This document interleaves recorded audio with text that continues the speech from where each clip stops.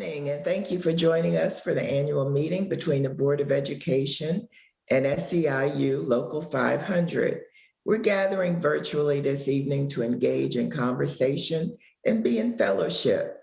Since March 2020, we have operated in a new world, necessitating new understandings, new ways of operating, and new thinking. What has gotten us through, though, is what has always gotten us through, and that is our partnership and our joint commitment to working together to ensure that we have the greatest school system for students, staff, and families. Tonight, we will be hearing from SEIU Local 500 members and about their current initiatives and accomplishments, as well as issues that they may be facing. We're looking forward to a robust, productive discussion. I'd like to start by having our board members introduce themselves. So I'm going to start with Ms. Silvestri, our Vice President. Good evening, everyone. Carla Silvestri, Vice President. Good to see you all. Dr. Daka. Good evening, Judy Daka, District 1. Ms. Evans. Good evening. It's been so long, but glad to see you all. I'm glad to be here. Ms. Harris. I know she's planning on joining us. I can't see everybody on the screen. Ms. O'Looney. Good evening, everyone. Hannah O'Looney. I'm the student board member. So nice to see everyone.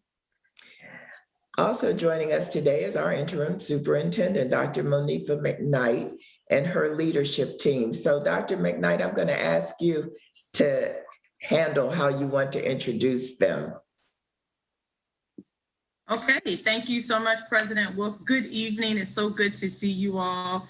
I do look forward to spending this time together every year just to hear from you directly about how the work is happening in the system. So thank you so much for being here, and I look forward to the evening. So I am here with the leadership team. We are all here. I think there are about 6 of them on the line, either in person. So I will ask them to quickly go through and introduce yourselves, and I'll start with the Chief of Staff. Good evening, I'm Jimmy DeAndrea, Chief of Staff.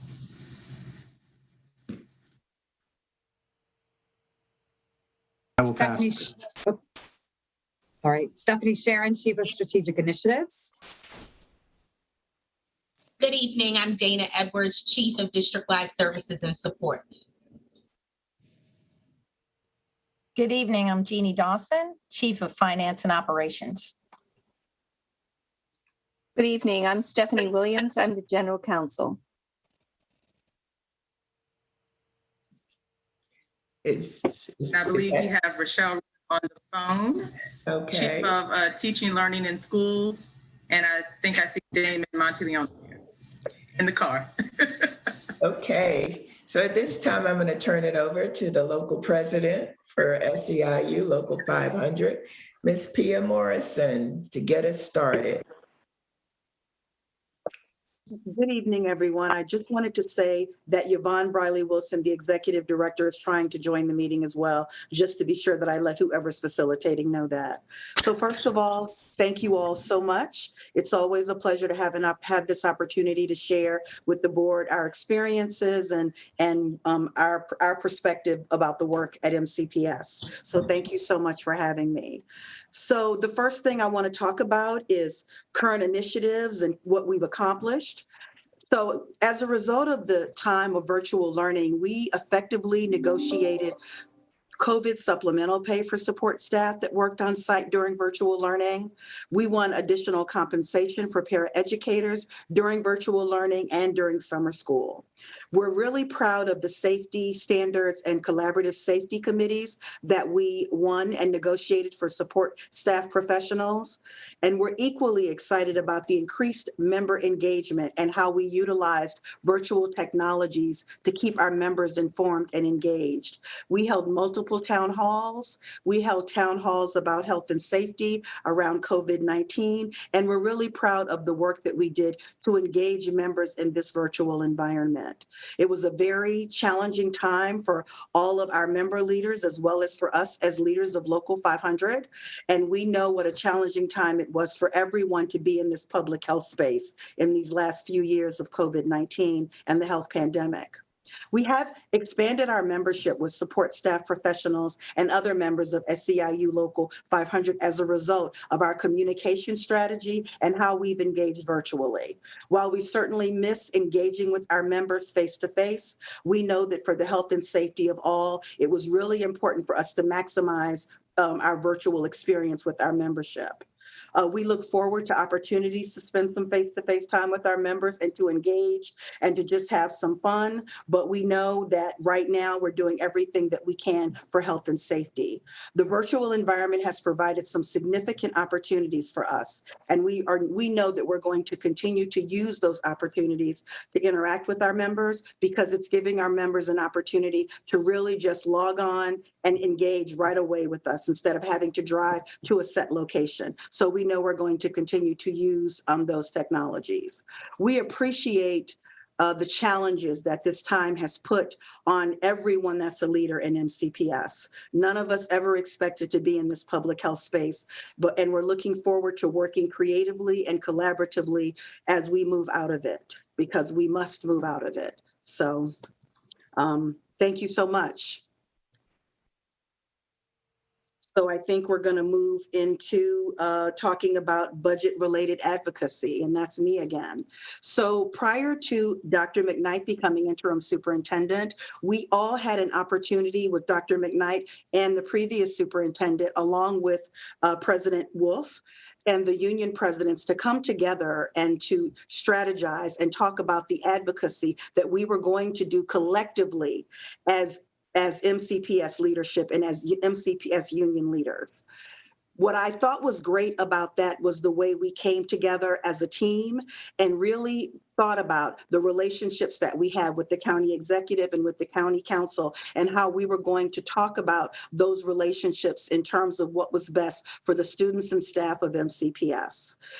It was a very exciting time. I enjoyed the time that we spent collaborating and deciding how we were going to communicate and what our messaging was going to be. And what I'm looking forward to in this time where you have 3 women presidents of the unions and a first woman superintendent and woman of color at that, to have that opportunity to build out our relationships together as union presidents and as MCPS leadership, and to take that energy, the enthusiasm, and the passion that we have, not only for the staff, but also for our students, and take that into collaboration in terms of how we advocate for the budget. Because what I like most about Dr. McKnight's message is that we want to move away from the idea that how we get the resources for students is about the number of students, and we want to talk about the needs of staff and students. And I think that when we go from numbers to needs, because we know that, you know, this isn't a widget factory. We're talking about the most precious possession that the parents of this community in Montgomery County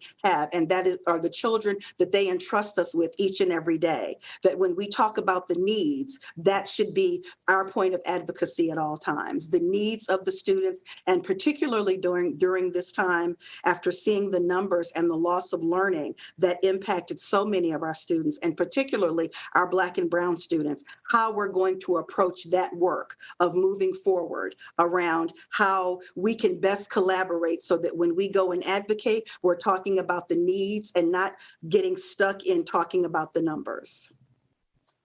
So I'm looking forward to how we're going to do that work. And I know that Dr. McKnight is as eager as I am to figure out how we can all work together to make that happen. So I think the next thing is we wanted to talk about career pathways, and our career pathways coordinator is Natalie Bordereau. And Natalie, I will turn the mic over to you. Thank you, Pia. Good evening to the board, Dr. McKnight and cabinet. It's always wonderful to be here with you all. Although tonight it should not go without mention that Pat O'Neill is missed. She was a wonderful advocate for support professionals and has left very big shoes to fill. As we enter the 7th year of the Career Pathways program, the work continues to be focused on making MCPS a destination employer for support professionals by providing one-on-one resources to SEIU employees who want to build their careers with MCPS, In the earlier years of this program, my additional focus was on removing barriers and obstacles for support professionals who wanted to become teachers with MCPS. We revamped our higher education partnerships and expanded from 3 to 7 teacher pathways in our critical needs area. Year to year, we've increased the number of SEIU employees who become MCPS teachers and have increased the diversity of that pool. The second phase of the Career Pathways program is a well-organized expansion of the program, including a pathway to the trades. These pathways would provide structured opportunities for interested internal candidates to see and experience the roles and responsibilities required to be a qualified applicant in specific hard-to-fill positions with MCPS. Pathways to the Trades would provide an organized approach and ongoing systemic supports to match employee goals to organizational needs. Pathways in transportation, maintenance, and the Office of Technology would enhance internal employee skills and knowledge that can lead to mastery in their current jobs, promotions, and transfers to new or different positions. The Career Pathways program is laser focused on building a quality bench of employees who are ready for the future of work with MCPS. We all find ourselves in a unique time where we're transitioning with the way work is performed, from the traditional in-person to virtual to back in person, with even some formats like interviewing and meetings like this remaining virtual. The Career Pathways program has pivoted and adapted to supporting all staff through this time, and I ask for your continued advocacy so we can continue to support employees so they stay engaged in their work, continue to build their capacity, and enjoy working for MCPS.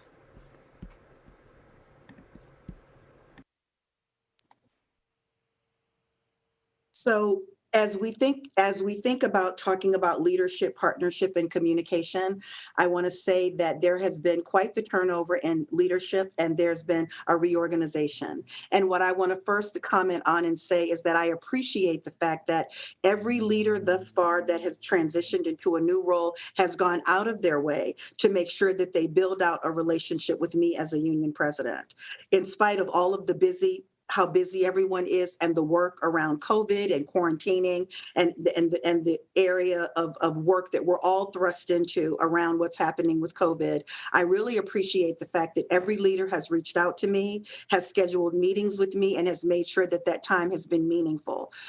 We've been informed of everything that's going to happen in terms of board meetings. We're always a part of the conversation around all strategic initiatives, and always able to have an open forum about being able to go back and forth about any concerns that we have about what may be happening from an operations, in non-school-based offices, and from a school-based perspective. So I really appreciate the level of communication that we have. I have to tell you that as I've had an opportunity to review the student data that has come out about the loss of learning, I'm going to tell you those numbers, and I know the numbers for every school system around the country are probably very similar. And I'm sure the numbers were fairly, devastating, because we know that our students lost a lot. It wasn't just that they missed their peers, they also missed their teachers, they missed their paraeducators, they missed their building service worker, they missed their bus drivers, they missed just the daily interaction of being in the school environment and the beautiful hum of being in a school. Because I have to say that I love being union president, but I miss the hum of being around kids. It's just nothing like the energy of being around students. It is great, and I do miss them. But I will say that I hope that as we're thinking strategically, and one of the things I enjoy about Dr. McKnight is whenever we're together, it's a lot of creativity and a lot of humming about how to solve problems. And I really appreciate that. I feel like she kind of ignites that in me, that creativity. And I hope that what we don't lose in this time of the pandemic is that as we're thinking about mitigating the loss of learning, that we don't lose being creative about how we can solve the problems and help our kids to recover from that loss. And that we remember to utilize the people who are already, and by people, I mean not just our teachers and MCEA, but also our support staff professionals who are already so committed and already have such strong relationships with the students in this county. And that we stay creative, and that we're open to out-of-the-box ways of solving the problem of mitigating the loss of learning and some of the social emotional learning pieces that we know our kids have experienced. And I would be remiss as a union president if I didn't talk about what's also happening with our staff. And I've talked about this with every MCPS leader that I possibly could. We also have to be very mindful of what our staff is going through as well. We want to be sure respectfully that we're taking care of our staff, that staff are allowed to take their breaks, and that as challenging as these times are, that we're not running our staff kind of into the ground. I don't want staff to start to feel like that pencil that you just sharpen until you're down to the eraser. So I just want to be sure that as we talk about our collaboration and our communication and how we problem solve, that we're making sure that we're being open and that we're thinking about everybody and their ability to solve some of these really challenging problems that the system is experiencing and what's best for kids and what's best for staff. Thank you so much. So I know that Josian Acevedo Soto, also known as ACE, and Christina kind of wanted to talk a little bit about COVID-19 contingency planning and discuss a little bit about what they experienced during that time of virtual learning. So I'll pass it to Josian first. Go ahead, ACE. Hello, everyone. Yes, please call me ACE. Good to meet everyone. I am a security assistant at Westland Middle School. And as a member of this union and during this pandemic, there was no telework option. There was no waking up and brewing my morning coffee and opening up a computer. My fellow coworkers and I, we got up every morning to an environment that we knew was not safe. We knew there was a pandemic outside. Many of those community members were on edge, and many of our security members were verbally attacked.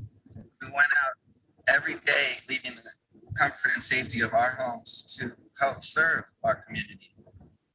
We assisted in providing meals to make sure that no child went without food. We provided materials and assisted in Chromebook distributions to make sure that virtual learning was possible for our community. We preached to our members flexibility, and we gave trust to MCPS to make sure that our hard work and risk would be rewarded.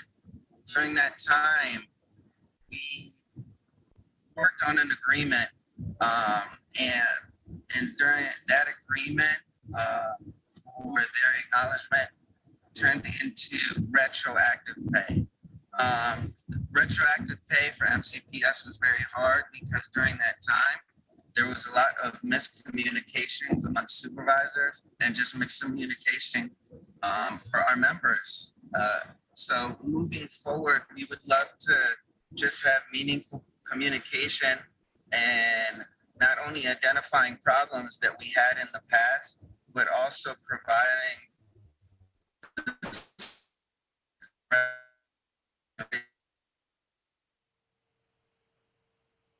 no one predicted that a pandemic would happen, and we can't tell the future, but we can definitely prepare and better suit for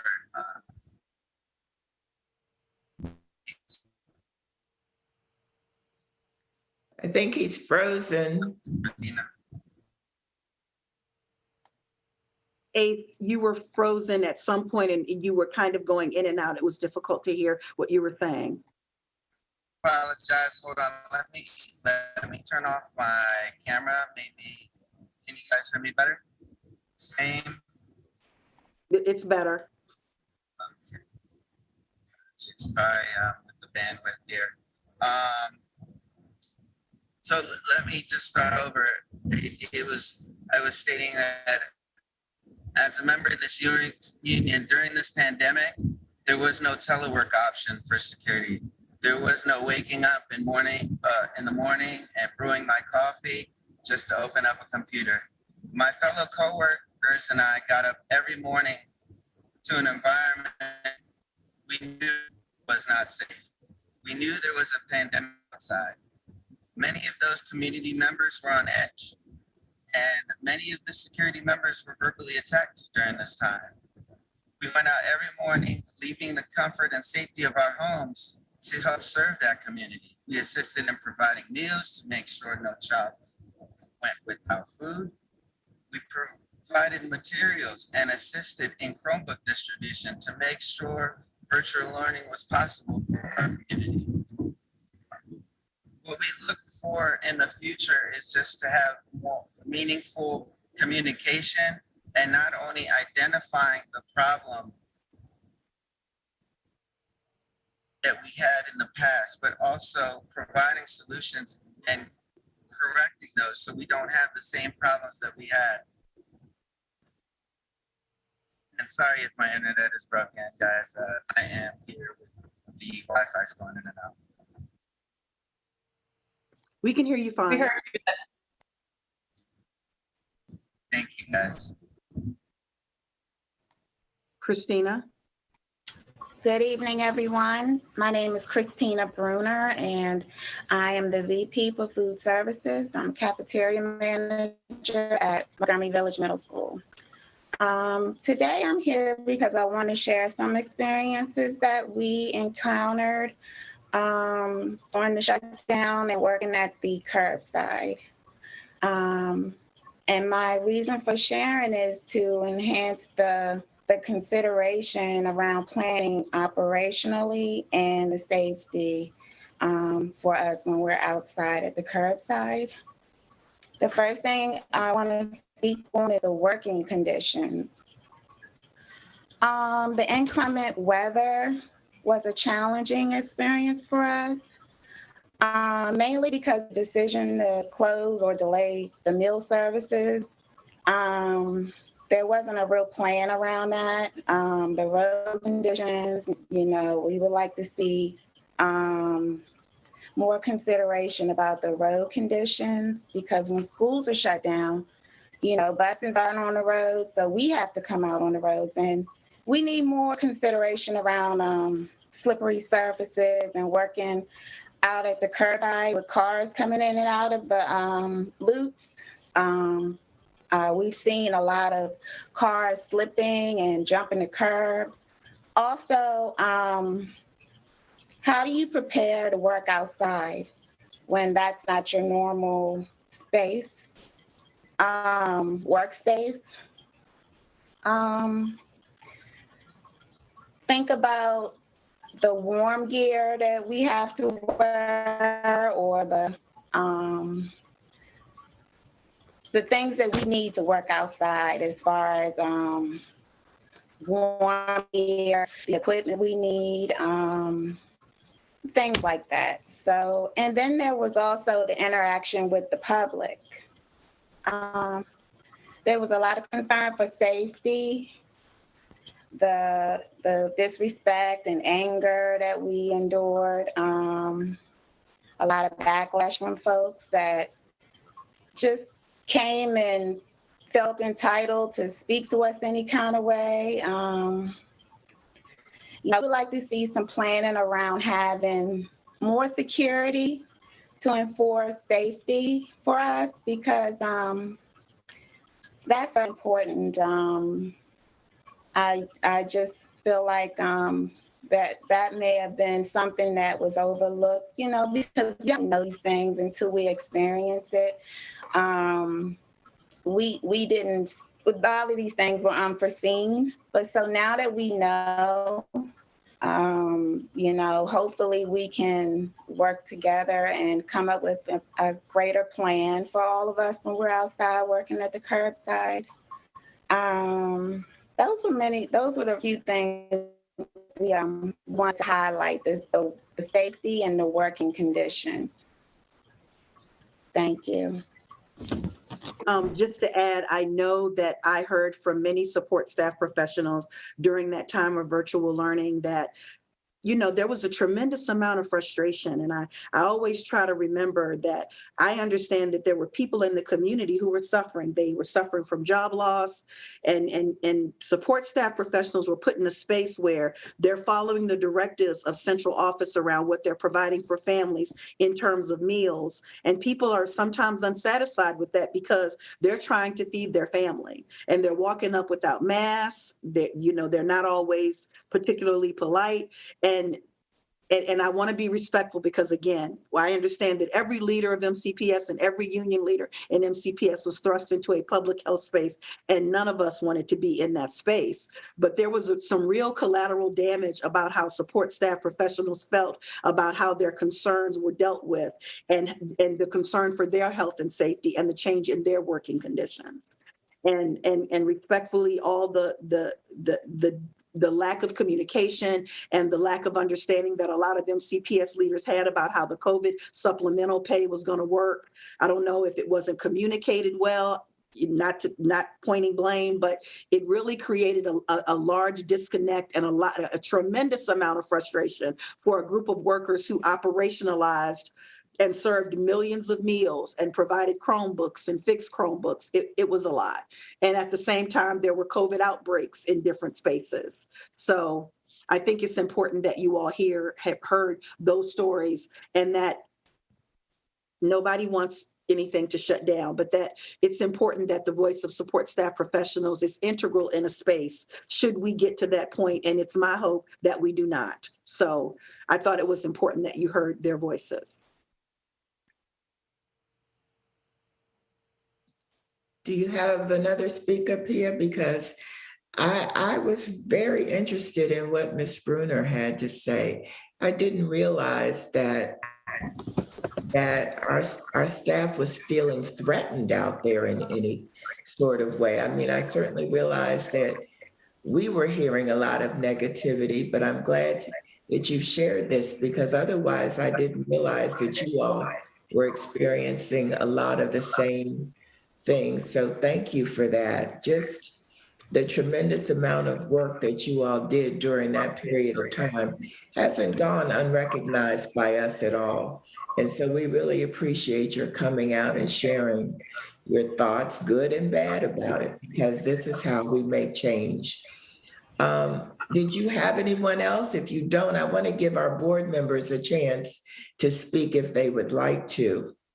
Well, just one last piece. During that time, I just want to add one little piece, and I know Lana probably wants to kill me a little bit. I will say that one of the other challenges that I heard was that, technology devices were provided to staff. And it's unfortunate that so often what I was hearing from paraeducators in general was that a lot of the Chromebooks that they were being provided with were kind of subpar. They were at the end of their life cycle. And Oriole, I know I don't want to put you on the spot, but I feel like you are the expert here. They were out of their life cycle. I'm a former ITSS, and I fixed many, many Chromebooks before I transitioned to my new role. And I will say they were out of life cycle, and they really did not help them to be able to accomplish their job virtually in the best possible way. Oriole, did you want to just speak on that briefly? And pardon me for putting you on the spot.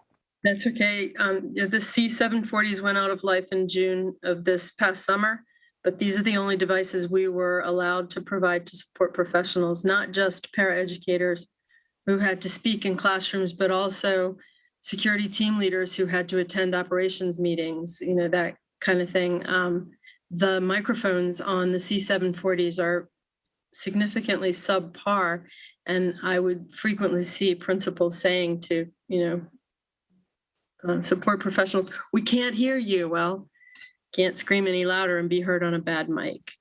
There was a moment in time when the order was given to teachers that they would return their second screen, their second device. And many teachers did. I've had teachers return their Acer spins, but then that order was reversed, and teachers were allowed to keep a second screen or second device if they so chose. We did here at Wheaton have enough. I had 21 paras. I had 21 come back. We have given those out to the paras. I'm also hearing, but I should say that is not happening everywhere. They're not getting that better device. I'm also hearing from ITSS's concerns that when paras need to cover classes, they are not being provided the laptops that are designated for substitutes, so that paras can function as in that substitute role and lead the class with the device required to run the board. A Chromebook of any value will not properly run a board. So those are some issues. While I have the floor, I would just like to add that tech support is underwater right now. even in the high schools where you have me as a dedicated person, I cannot keep up with the support of the laptops at this time. There are significant issues with laptops crashing. We're working very hard to identify and correct these issues. In elementary and middle schools, the media staff is being pulled in to perform those duties, both the media specialists and the media assistants, and they are not then able to perform other functions such as interacting with the community, supporting students in, locating books, leading classes, orientations to the media center, the list goes on. I wanted to let you know the situation we're dealing with right now. And thank you for your time. I appreciate your sharing that with us. And I too understand that Chromebooks aren't always the easiest thing to deal with, having just experienced this with my grandson who was virtual. And I don't know how he heard anything because he had a brand new one. And even I was having trouble hearing his teacher. So I can certainly understand that. And we've heard a lot of things that we really can take to heart and take back and think about. Communication, pathways. I'm going to give our board members a chance to say something if they would like to. I'm going to start. Carla, would you like to say anything? Sure, thank you. No, I appreciate hearing from everyone and the good and the bad. I think that what you've mentioned, Pia, about the ongoing communication with the new leadership is important because maybe you didn't feel like you were being heard during the height of the crisis, but I know all these people here are very communicative and they listen. And so I hope that we can keep the communication going as we start a new unprecedented year which will bring new crises and new challenges and successes, I hope, as well. So thank you for sharing. And I am sorry that you had to face that out in not only in the elements, but also the anger and frustration of the community, which I tell people were stressed and they took it out on the school system. And you were the faces that they saw. They may have sent us dirty emails, but they saw you every day when they picked up the food and when they picked up the technology. So I know they weren't all mean-spirited. Some people were thankful for everything that you did and would not have survived the pandemic without you. So let's remember that. I know that the ones that were nasty are hard to put aside, but I do want to thank you for everything that you did. And I am sorry that you had to endure those conditions. I am very interested in the career pathways work. And so I think I love that, the future of work. And I think you all are really leading the way. I have a day job and I see kind of what other workplaces are doing. And I really think that you're leading the way in this effort. So if you have any data to share with me or any reports, I would really love to go dig deeper on the work that you are doing and see how we can support it in the future. So thank you for the opportunity to speak with you all tonight. So Natalie is pretty shy about, tooting her own horn. I will say that she also pivoted and created virtual interview classes for support staff professionals. So what I appreciate most about her is her passion and commitment to career pathways and future of work and how she was able to quickly pivot the work that she did. And I just wanted to be sure that we acknowledge that because, learning Zoom is quite the challenge for a lot of us, because how many times have I been muted and still been talking? But also just if you're interviewing, that creates an additional layer of stress with trying to navigate the technology. And I appreciate how she took that on and ran with it and people benefited from it. Thank you. Dr. Daka. You're on mute, Judy. Oh, I had to find it. I'm sorry. You talk about challenges with IT. Perfectly a great example. But I too want to thank all of the staff, especially SEIU staff. Teachers had a hard job too, but all the things that they did, their own jobs, and then they pivoted suddenly to doing other things. And then I understand the abuse that happens because people are very frustrated. I mean, it happens during the school year when you try to direct parents in. So I understand it. I've been there. I am very glad that they were able to do the extra duties. Our community really needed your help. We needed your help. And I'm very appreciative of everything that you've done. And I too had a question about the career ladders, because I've always been interested in that. And I know in the past, you've given us numbers about how many people have trained to be teachers. And the diversity among the staff in SEIU is really tremendous and really helps us when they convert to being teachers, because this is always an issue. We're trying to find people who understand the kids and kind of are role models for the kids. So anyway, but we thank you so much for all the work that you've done. And I just can't respect it enough. Thank you. Ms. Evans. Sure, thank you. I don't know that I can say anything different than my colleagues, but I will say it's very hard to come before us to be vulnerable. So I appreciate you all being honest and telling the stories, because it does help us.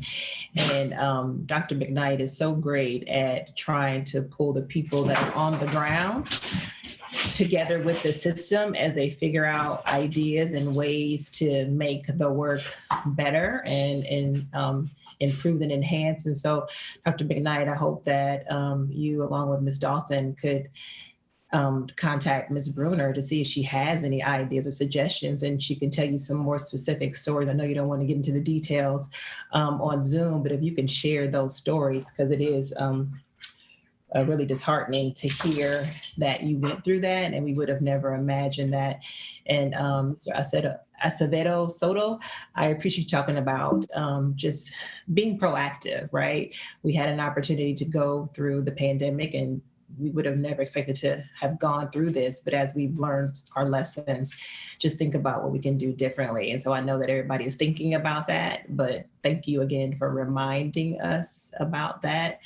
And just appreciate Ms. Morrison, your leadership, and all that you continue to do to bring everyone together and to help us to have these honest and open conversations on an annual basis. So just thank you for being vulnerable and letting us know what's out there happening on the ground, because it's important to know that. And so continue to tell us the story so that we can help. Just want to say thank you.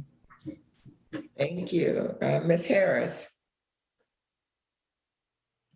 Yeah, thank you, everybody. I can only echo what all of my colleagues have already said.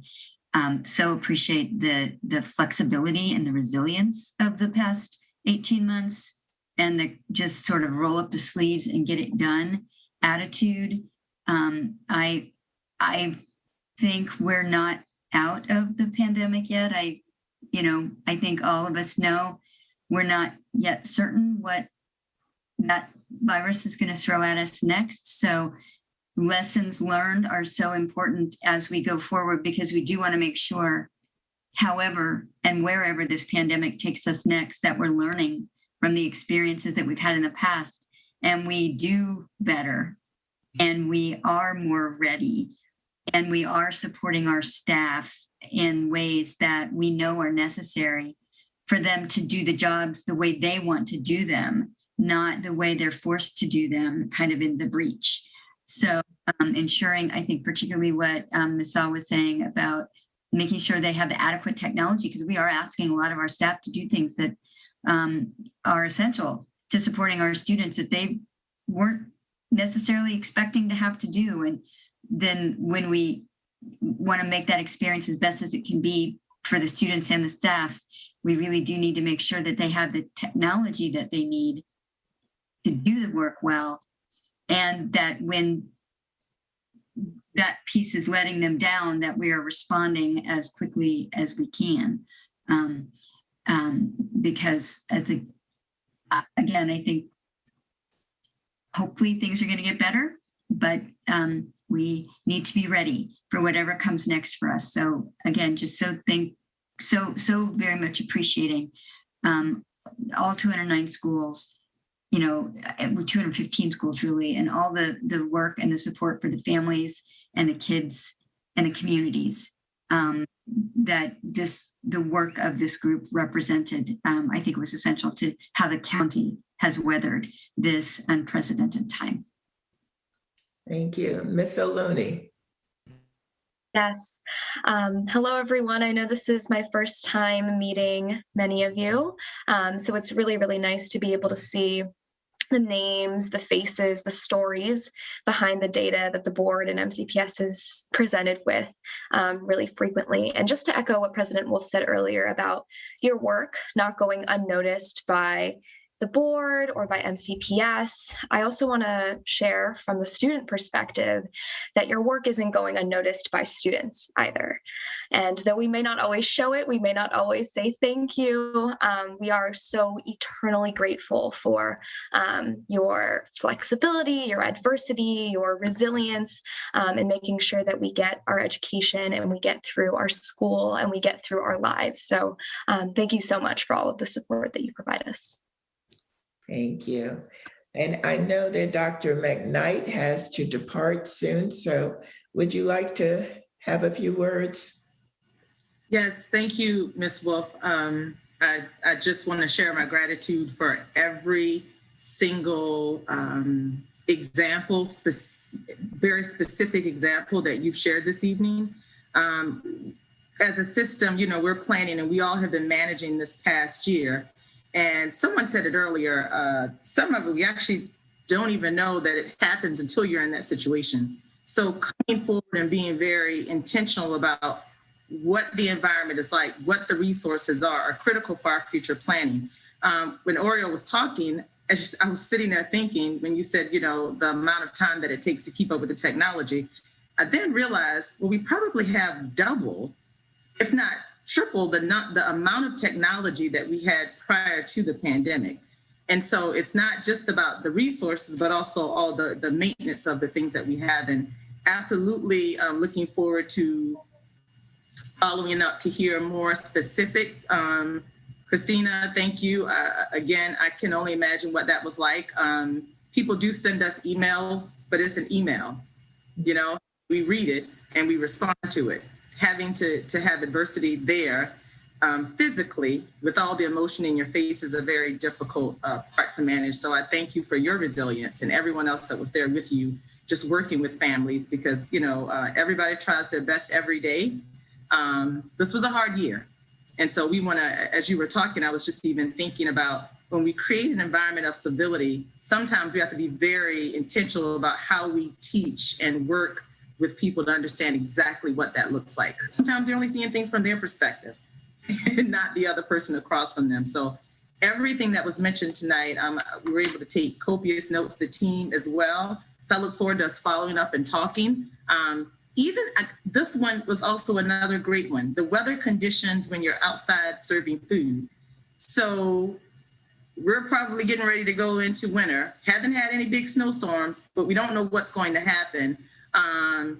Just knowing exactly what it is that we need so that our staff feel that you have everything to do your job successfully is really important. So we have to know what that is when it's cold, when it's raining, all of those specifics, because we want you to have everything you need to serve our community. So I just close out with thank you so much for everything that you've done. I look forward to us continuing to follow up and having conversations. As Pia said, we get together and we figure it out on behalf of everyone. That's what we do. That's who we are as a system. And that's what we have to continue to commit to do, especially given all that we've gone through over the past year and are still working through the pandemic. So thank you. Thank you. Pia, do you have any final words before I close out?